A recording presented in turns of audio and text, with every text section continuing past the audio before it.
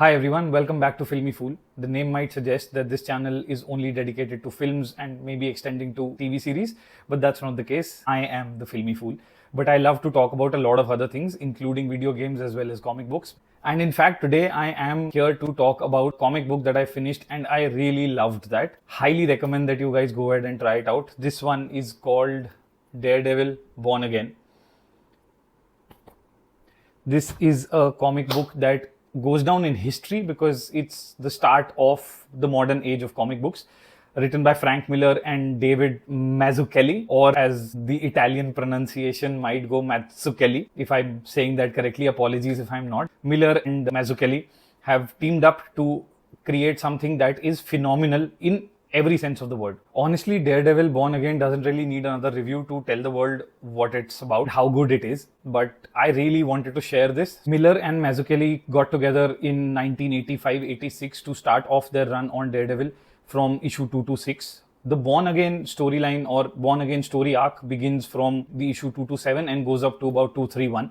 The collection in Born Again graphic novel is from 226 to 233. So you get the entire collection. I would definitely recommend buying this because this is a keeper. As I said, this is originally written in 1986. So the style of art is very reminiscent of comic books from that time. Even from the comic books of that time, David Mazzucchelli's art is really a benchmark. Just to let people know, Frank Miller and David Mazzucchelli, this is not their only work together. In fact, right after they worked on this, they went on to do another iconic comic book called Batman Year One. As comic book history goes, Batman Year One is iconic. It has its share of detractors for sure, but I loved it for one. I usually love a lot of things around Batman. Coming back to this phenomenal work by Miller and Mazzucchelli on Daredevil Born Again, the storyline is par excellence. Frank Miller is one of the greatest story writers we've had in comic book history, and Born Again is right at the top of all of this. Let me confess something here. It's important for you guys to understand my reaction and the gravity of my reaction.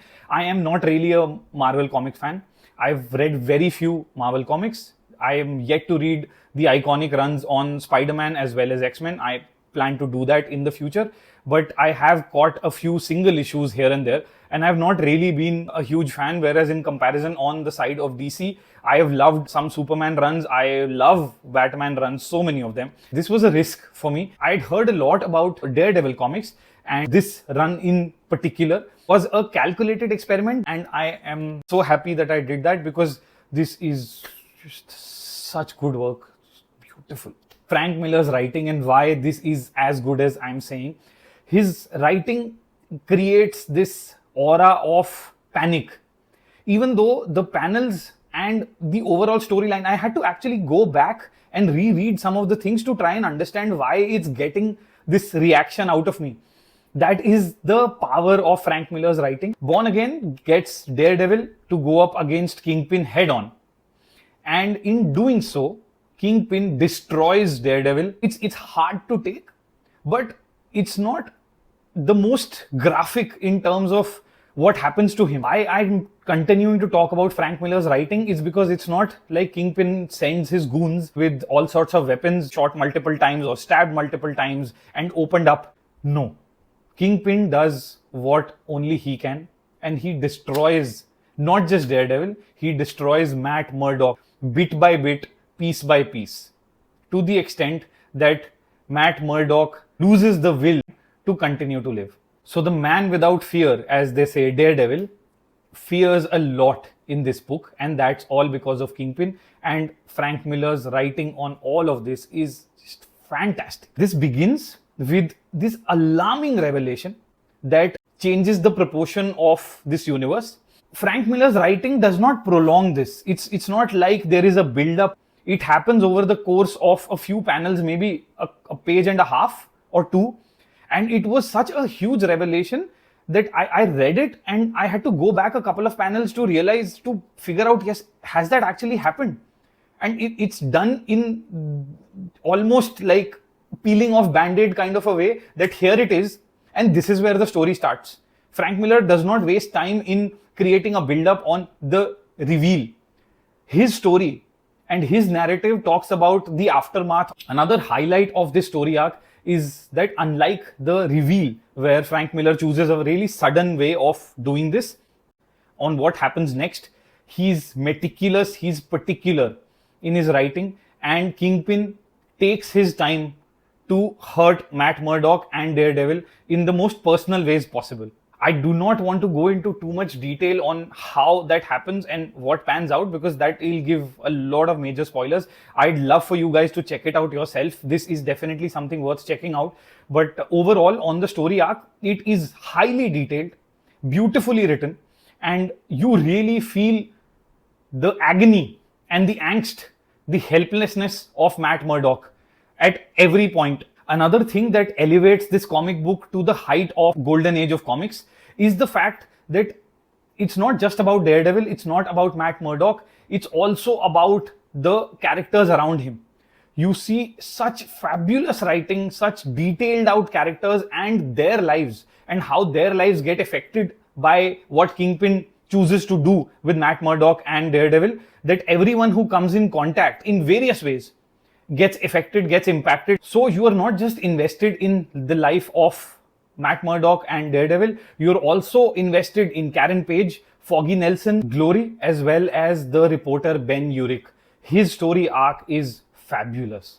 I really loved the overall narrative on his story arc and how he comes around from somebody who's an investigative journalist who does not take bribes, who does what is right, getting impacted by what Kingpin chooses to do, and eventually coming around. So that entire story arc and how relentless Ben Urich is in this whole thing and how pivotal his role is in this entire story arc is beautifully done. In all of these things, whether it's Foggy feeling helpless, or Matt Murdock feeling down and out, or Urich feeling devastated and fear that he's never felt before, all of this is brought alive by David Mazzucchelli's fabulous art.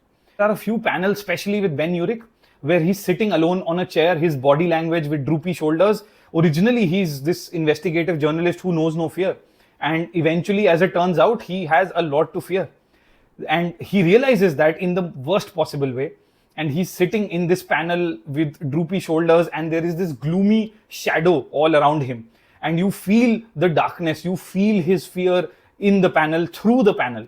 And that is the beauty of David Mazzucchelli's art. Another place where the team of Miller and Mazzucchelli shines is the portrayal of Kingpin. They establish Kingpin as one of the most iconic villains in comic book history, and this story arc is one of the most important story arcs to be able to do that. The way Kingpin is written and drawn, I am not kidding, I started fearing this man just reading this comic book. He is ruthless to the point that you will start to fear what this man is capable of. And it's just a comic book. So I was really surprised, really amazed by Miller's writing on Kingpin as well as Mazzucchelli's art. And it's minimal expressions for Kingpin. But what instills the fear in you is one, the way it's written and what this man does, but also the reaction and the art of the people around him. How they react is what brings about and establishes that fear even more. This is an extremely important piece to make this story work, that you really fear Kingpin like you've never feared anyone before. Another piece that I loved was a core Marvel piece. But like I said, I've not been into Marvel comics that much to know whether this has happened before. This is the first time I'm experiencing it. For those of you who may not know, Daredevil is set in close proximity to the Spider-Man neighborhood. And hence, the newspaper that the investigative journalist works with, Ben Urich, is the Daily Bugle. And the editor of Daily Bugle, as all Spider-Man fans would know, is Jonah Jameson. What I loved was Jonah Jameson's portrayal. I have mostly seen him in the films, and over there his humor quotient is dialed up, but to see this aggressive and journalistic side to Jonah Jameson was beautiful, because even when he's talking about his newspaper, it's all about sales. But in this case, very few panels where he gets time, but whatever he gets, I loved that portrayal or that side of Jonah Jameson. For all the Marvel fans, you guys need to realize how badly Kingpin affects Daredevil, how much of a ruthless mob boss he is. In one of the later issues, some of the Avengers have to come around, Iron Man as well as Captain America coming down to rectify or control the situation. That's the amount of devastation and turmoil that Kingpin can cause. As far as Daredevil or Matt Murdock's journey goes in this story arc, I'm not that religious a person, but I could definitely make out that there were multiple elements that were based on Christianity, and the whole saying of the fact that you let go of the life before and choose a new life. So that's really what Born Again is all about in this, that Matt Murdock is so down and out. And even the name of the chapters, there is a chapter called Purgatory, and eventually moves down to being saved and then born again. These story arcs, the way they've been named, and even the cover art depicts a lot of elements that are based on Christianity for sure. So you're clearly able to see that Matt Murdock gone through hell, gone to purgatory, come out of that barely, but does come out, and hence is born again, all new. Another theme that I picked was the fact that Born Again is not just about Matt Murdock or Daredevil in this case. Even on the cover and on the back cover, you see Matt Murdock as well as Karen Page. So both of these characters, I feel through the length of the story, are born again. Karen Page is also on her lowest point, wants to get better. She wants to move forward and come out of this hell that she's got herself into. Unlike Matt Murdock, who's gotten into this situation, unfortunately, because of Karen Page.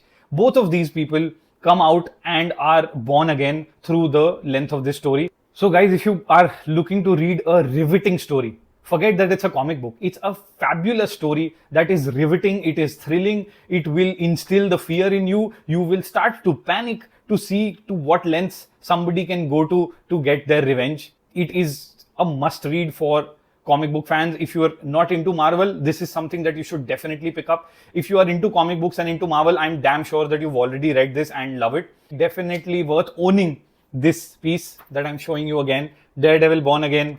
Guys, you have to read this. You have to own this. This is beautiful. This is iconic comic book stuff. As always, keep watching Filmy Fool. I will continue to talk about things that I love and recommend things that I think you should be catching on to.